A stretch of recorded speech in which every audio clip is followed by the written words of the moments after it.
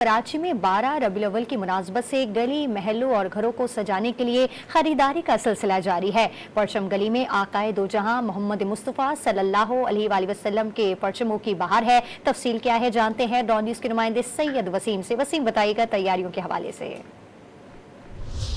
जिस वक्त मैं मौजूद हूँ परचम गली में, यहाँ पर लोग बड़ी तादाद में हुजूर अकरम सल्लल्लाहु अलैहि वसल्लम का जश्न विलादत मनाने के लिए, अपने गली मोहल्लों को सजाने के लिए, ख़रीदारी करने के लिए आते हैं। ये कराची की मरकज़ी मार्केट कहलाती है, जहाँ पर लोगों का ये कहना है कि माजी की निस्बत इस साल जो है वो थोड़ा सा कीमतें जो है वो बढ़ा दी गई हैं, जिसकी वजह से लोगों को ख़रीदारी करने में दुश्वारी का सामना है।